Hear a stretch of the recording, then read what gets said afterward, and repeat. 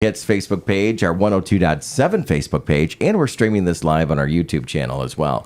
If you have any questions at any time, you can jump in on the comments section, and we'll try to answer them as much as possible. But over the next few minutes, let's talk to these two individuals and see what's happening. First, before we just dive into some of the things that are on the agenda, Mitch, any exciting news in your world over the last week or two? Anything to share with the community? Oh man, any exciting news? No, it's been beautiful outside. I will give it that. The humidity's gone. It feels like today, and this is actually one of my favorite times of the year because I wake up in the morning, I can put a sweater on, and I'm not sweating when I wake up, so it's ideal for me. But it's still busy in town, so I'm really hoping everybody can continue to just enjoy being where we are. Absolutely. Yeah. And what's your favorite color sweater? Come on. Favorite color sweater? Yeah. Blue. Really? Okay. Yeah. Right. If you ask my wife right now, she will literally tell you that I cannot buy anything more blue. I go to golf courses, and when I buy a polo, she has told me now I cannot buy blue. Okay. All right. It's bad. When you look at the closet. Absolutely. Yeah, it's really bad. All right, Mr. Mayor, same question. Tell us about anything that's new in your neck of the woods, in your world. Well, last Thursday night, we closed out the last edition of Movies in the Park, so we had a great time this year and look forward to next year. We're looking at maybe changing out the scheduling of it just a little bit, perhaps, to kind of not conflict with Ludington sports, so we're looking forward to that and seeing how we might want to do that. Okay. Had a great year for that. This last weekend, I mean, I don't know that you ever use the word perfect and really mean it, but it was as close to perfect as you get weather-wise, and just a great opportunity Saturday and Sunday for people to be in downtown Ludington and enjoy it. All right, absolutely. Let's talk about some of the things on the agenda tonight. We're still, Mitch, talking about Foster Elementary, at least the land there. Yep. What's going on there? Yeah, so actually we have two kind of what I would call kind of big deal action items on the agenda for this evening, which are the setting of the public hearings for both Foster School Elementary and the Andes project. They've both applied for the Commercial Rehabilitation Act certificate, which is essentially very similar to the way an OPRA works for existing properties, but you can essentially flatten a tax rate for up to 10 years on a property to help with the rehabilitation of it. And so both the Andes project as well as the south side of the Foster School project, where they're going to do the townhouses, not on the main property, are applying for those that action. So tonight, City Council will consider setting a public hearing for those certificate. Well, for the setting of the district and then the certificates. When we talk about a public hearing, obviously just the name of it, but what do you think the input you're looking for from a city standpoint from the public in regards to a meeting like that? I mean, generally with the public hearing, you're hoping to just hear what the thoughts are on it.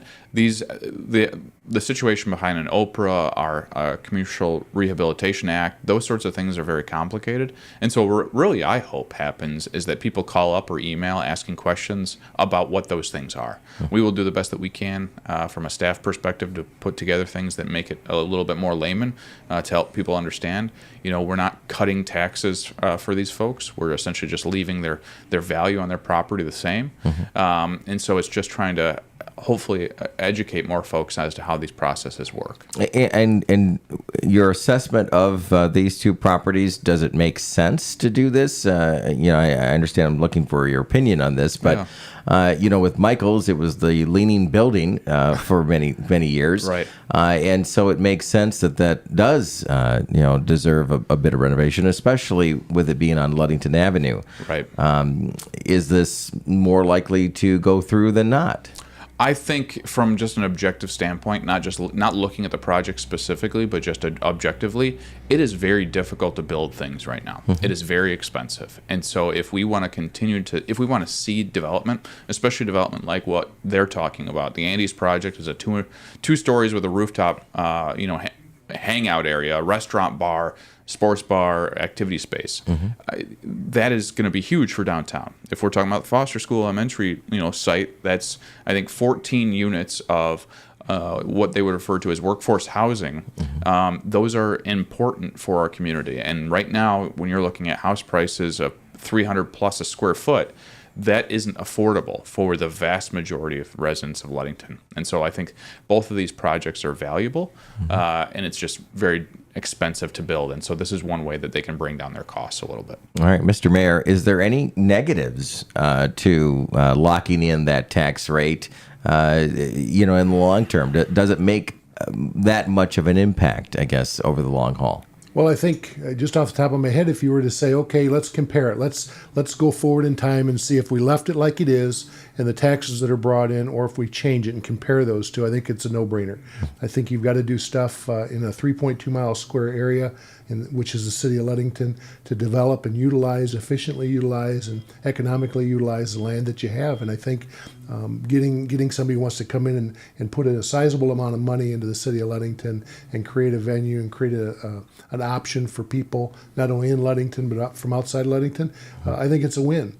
So I think it's a good thing to do. But the other thing I was thinking about is, as I was listening to Mitch talk about both projects, is this whole idea of, we've looked at a little bit some of the Mason County housing study and that coming out, and just I think it's like 99.5 or something like that of all available rental units in the city in the whole county that are occupied. There's typically, as we're told, it's around 5% vacancy rate. We're pretty much full up. And so I think, I remember going back through the campaign and talking to folks, housing was a big concern, and how can we afford to move here and work here if we can't find a place to stay? So that's important, not only for the city of Ludington, but for entire Mason County. So I think that's a project, as an example, that needs to be done and get those units available.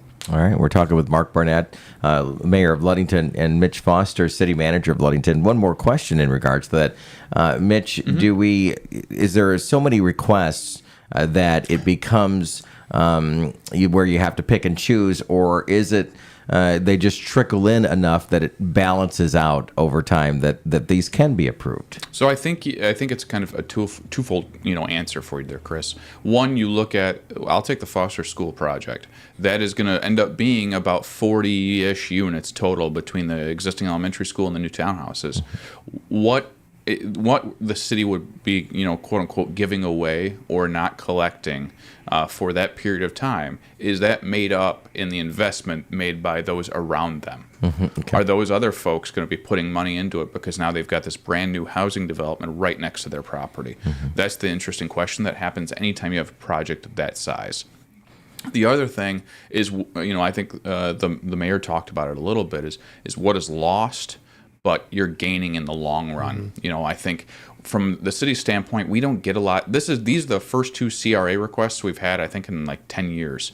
Oprah's come in a little bit more often, but we do have a scoring sheet that we go through that people have to qualify for. So they have to have a certain amount of investment. They have to have a certain number of jobs created, both short and long term.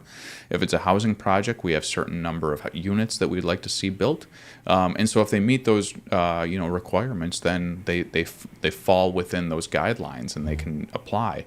But generally, it's not a huge number coming in at once. We just have a lot going on right now. I think Ludington's at a place right now where we're just continuing to see development in a positive way for people at all income levels and for any needs. You've got a restaurant coming in plus housing. That's a pretty good combination all at once. Absolutely.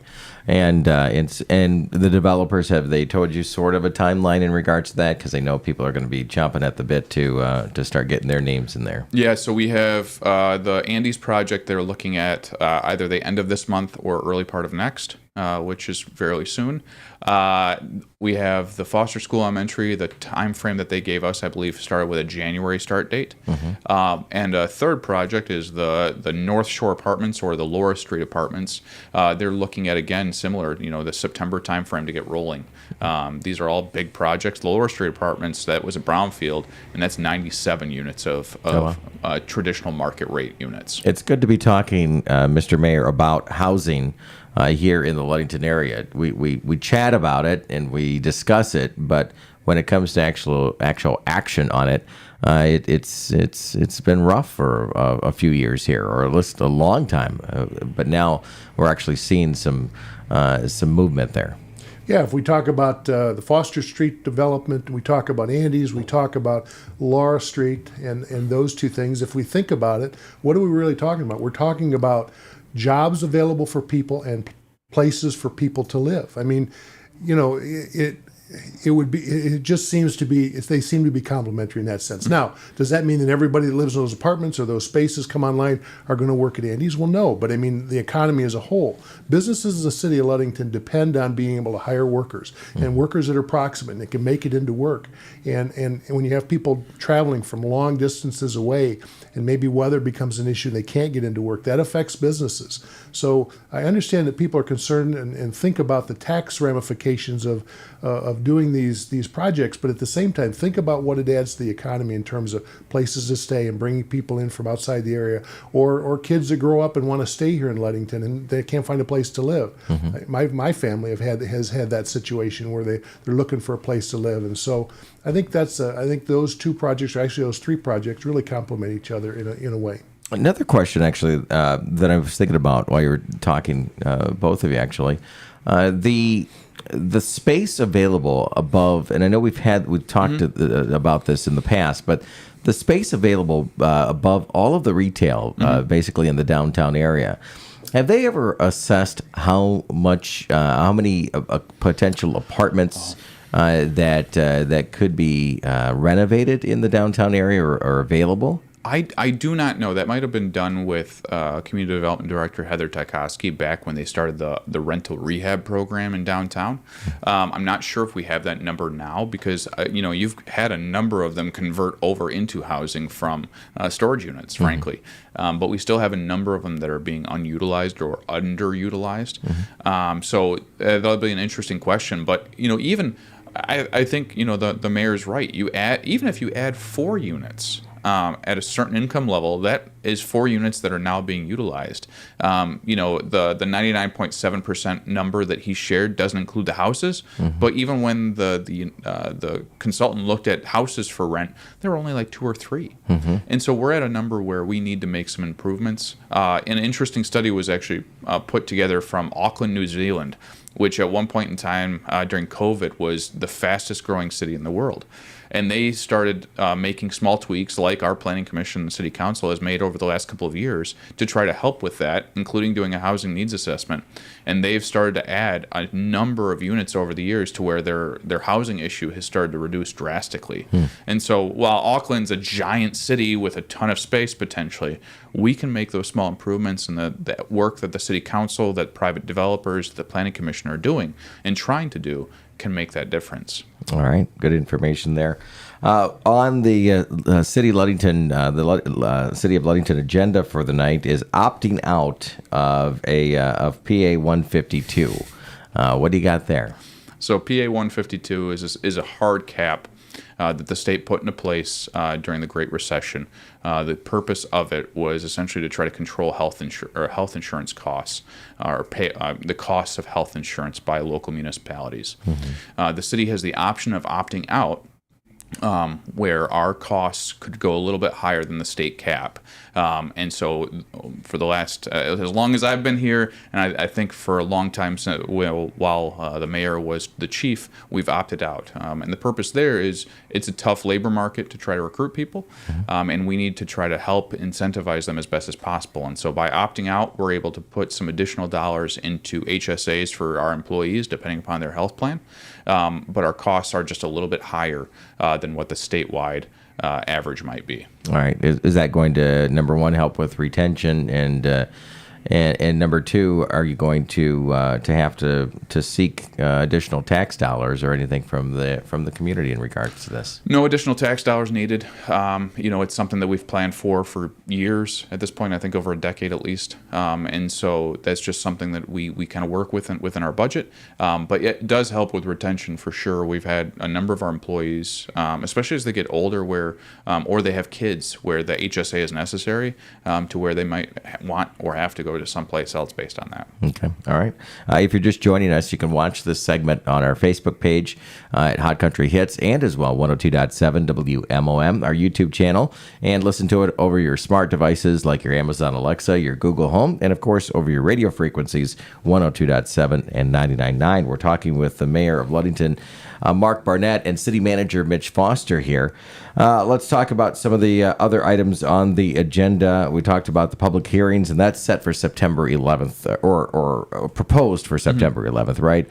You'll confirm that tonight. Is that the idea, or is that what is the actual action item tonight? If you don't mind. It would be to set the public hearing for September 11th. Okay, all right.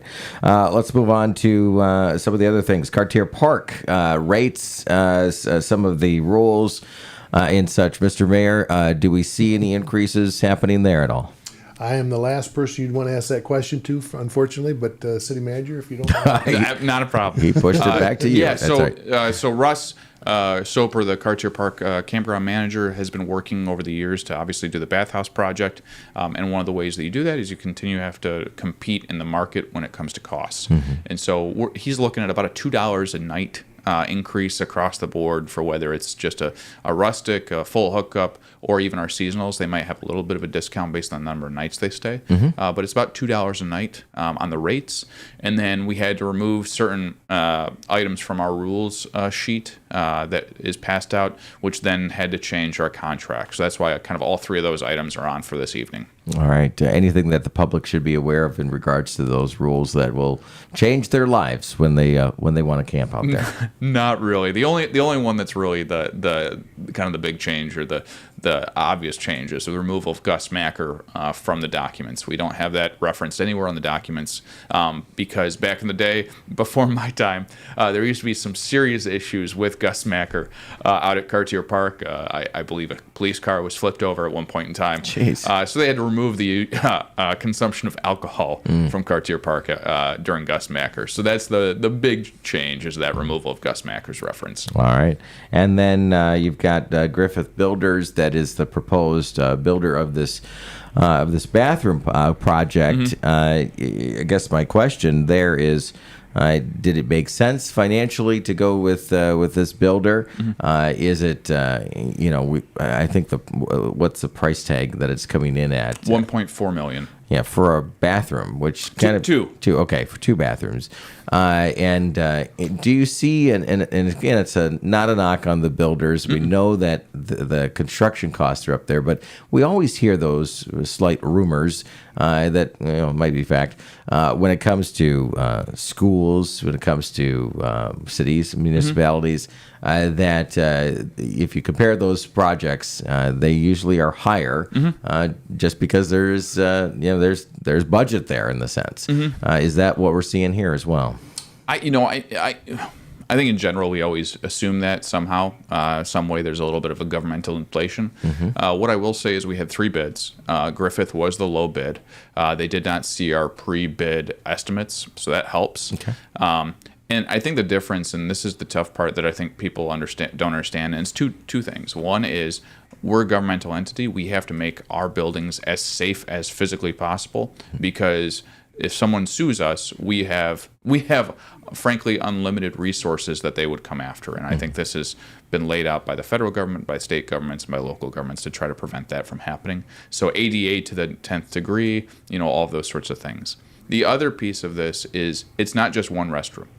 It is 7 restrooms with showers in them as well. Okay. So each of those buildings have 7 or 8 toilets, sinks, showers, laundry facilities, cleaning areas, all of that. And so when you think about doing a remodel of your own restroom in your house, you're looking at fairly hefty dollars to do all of that. Well, think about not only just what you see in the restroom, but also all of the piping behind it, all of the electrical, building a building for it, and then add 7 restrooms into that. And so that's what I think when we talk about 2 bathhouses, it's not just a single shower and a single toilet. It's 7 or 8 of them that we try to. And that helps break it down a bit more. So exactly. So Mayor, when it comes to that, a bit of $1 million isn't unrealistic. No, and frankly, I mean, I think about it when I think about, Lisa and I have gone camping over the years. You walk into a restroom that's resilient. I mean, you walk into a restroom that can take hundreds and thousands of people every year coming in and using those facilities every day of the camping season. And so we build it a little bit differently than we would remodeling our own bathroom. The other thing I'd say is that it's interesting. when you do a project like that, and a year before, and you think about it, and you think, okay, what can that cost? And then a year later, when you get ready to get the bids, and you see the bids have gone up, everything for everybody hearing this program, everything that we consume has gone up. So these city projects are certainly not unique in that respect. So I mean, it is what it is, and they had to price it based on what they could build it for, meaning they, the developer, what they could build it for in today's labor market. Absolutely. One of our additional conversation pieces this morning, the plaza, the Legacy Plaza, you want to open that more, Mr. Mayor, to events and happenings, and others actually taking out recreational permits for it, and be able to say, hey, we want to put on an event there, and that usage. Has it been used much, or do you think that this is kind of that first step in that marketing approach? I think anytime you make an improvement in the city, and no matter where it's at, and people see what it is, they start envisioning or imagining things events that they could hold there. And I think Legacy Plaza, the pavilion in specific, is what we're talking about here. People have an idea as to what type of event they could hold there, and so the city has to respond to create a process by which people can fairly and equitably reserve that pavilion only. Again, it's separate from the rest of the park, but for the event that they want to do, and know that on the event day that they can come there and it'll be waiting for them, as opposed to somebody else deciding to have a picnic there that day or whatever. Okay, Mitch, one of the things that's down at the park is that the kiosk there. Rarely see people utilizing that. Was that a good investment? Is that, we had talked about maybe some additional changes to the Legacy Plaza. Do you think that what is there is what is there now? No, I don't think what is there is going to be there forever. Okay. I think there will be some additional changes, or vice versa. I think there might be some new things added, not necessarily things taken out in general. But I think, the kiosk, if you go, a perfect example, San Antonio, Texas. They have these kiosks everywhere. They are really helpful. Theirs are giant compared to ours. Okay. But I think the problem that we have with ours right now is a technological issue. It just keeps breaking down. The software that we have inside that has not been the most user friendly, and so the DDA, who are working with the Chamber of Commerce, are trying to find a better solution or a better alternative, because we're in re-signing that contract period right at this point. So I think once that's working properly, you'll start to see people use it more and more, because it'll actually be user friendly. And same sort of idea with improvements in the downtown area. I was just in Grand Rapids a couple of weeks ago, and with the explosion of the scooters, the bikes, for people to rent, it was just incredible to see that down there. And I lived there for nearly 20 years. Has those conversations just gone away at this point of any sort of option here in the area? So we had, I don't remember if we talked about it, but Bird had expressed interest in trying to find a franchisee. That's the way their model works, is they have franchisees, Bird Scooter. And at that point in time, the Parks Committee said no. And simply, that was just a logistical issue, because technically within the city, you cannot ride the scooters on the sidewalks on either James Street or Ludington Avenue in the core. And so how do you get to some of those businesses when you go through alleys and that sort of thing on a motorized scooter? And so I think at that point in time, they said no. Whether they come back in the future, we will see. But that was the only contact I at least have had with any of those companies. I will say, if you talk to folks in East Lansing, they just fished out, I think, 35 of those bike rentals out of the Cedar River. I think you've seen Manistee have some issues. Even Nashville. It's obscene in Nashville, the number of scooters and bikes that they have for rent. They do really fill a niche market, which is that kind of micro mobility. But it takes some oversight, which, for a community like us with a 5-lane highway right through the middle of it, can be a little bit more difficult and challenging. All right, absolutely. And just for clarification, the no that you mentioned was to grant anybody as a franchisee in the area. Exactly. It would take a process, probably multiple committees, to get to that point of allowing that here in the city. Exactly.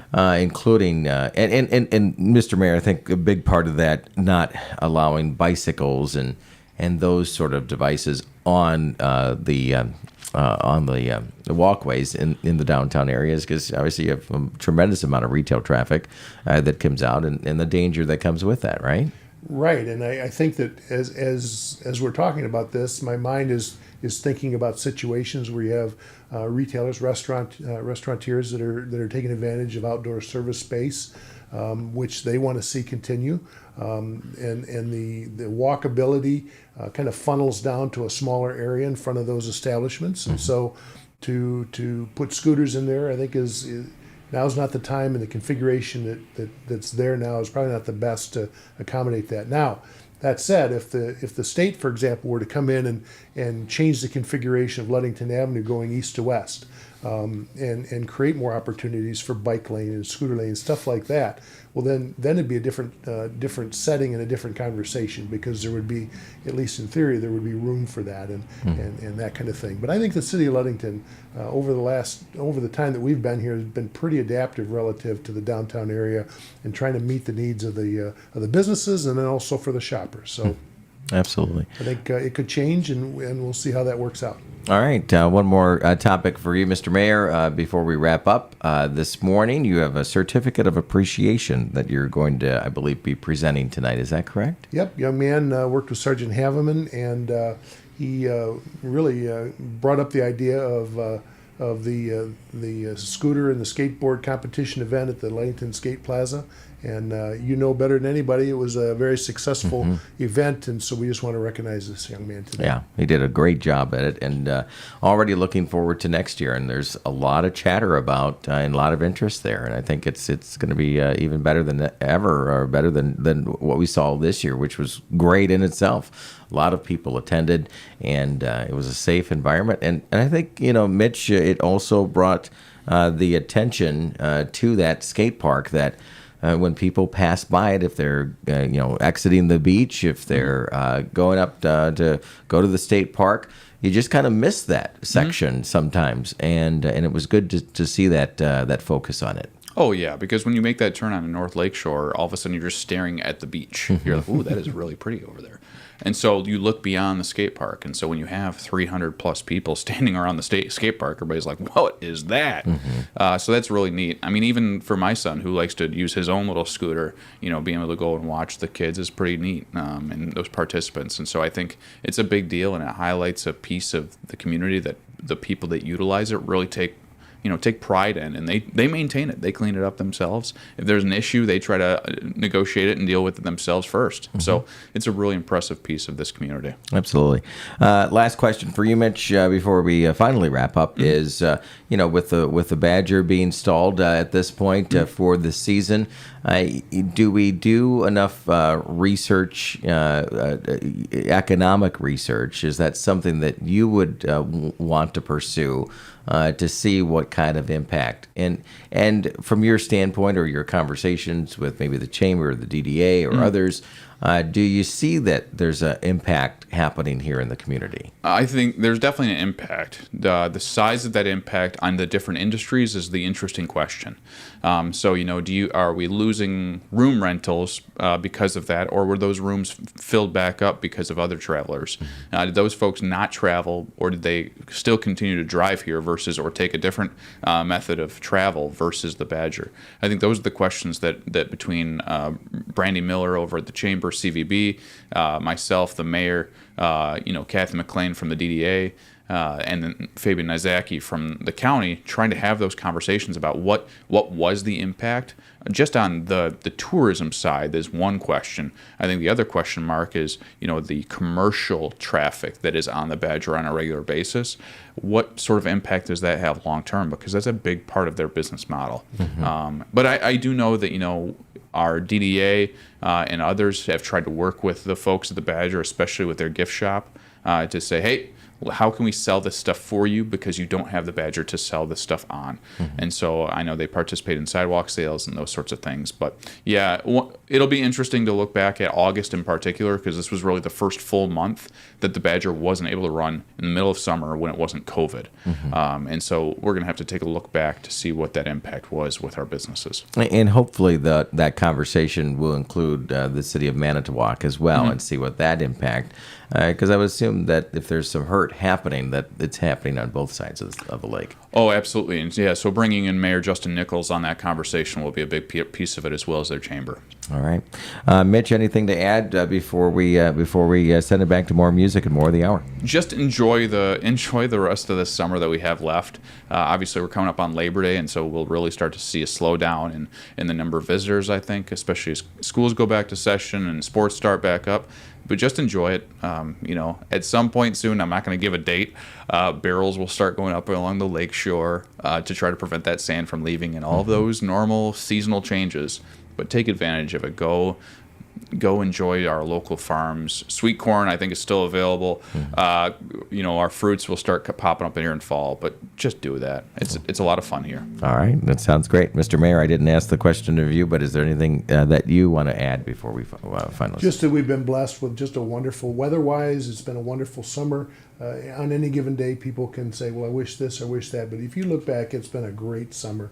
And I was thinking, as I'm standing here in your studio looking out on Ludington Avenue, safety and just it's really been a safe, from my perspective anyway, it's been a safe summer, and as opposed in comparison to other summers that we've had in the past. And so I'm just real thankful for that, and for all those first responders from 911 on down to the responders and everybody involved, medical folks at the hospital. Thank you for what you do, and thank you for helping make Ludington a safe summer, having a safe summer. Great message there. You've been watching and listening to the segment with City of Ludington Update. Don't forget the City Council meeting tonight, 6 p.m. at City Hall, and you can voice your opinions and be engaged with the actions of the City Council. Again, 6 o'clock tonight. Thanks, Mr. Mayor, for joining us this morning. Thanks for the opportunity. Absolutely. Mitch Foster as well, City Manager. Thank you for being here today. Thank you, Chris. It is 9:02. Let's break for news and weather. Get you caught up on that. We'll release our sister station, Hot Country Hits 99.9 first, and then Mom FM. So stick around. We've got a lot of great music on the way here at the 9 o'clock hour here on Hot Country Hits 99.9. And on 102.7 WMOM, news, weather coming your way within seconds. And we'll kick things off with the Chainsmokers coming up on Mom FM. Thanks for making us number one. I'm proud to be awarded the Small Business of the Year by the Ludington and Scottville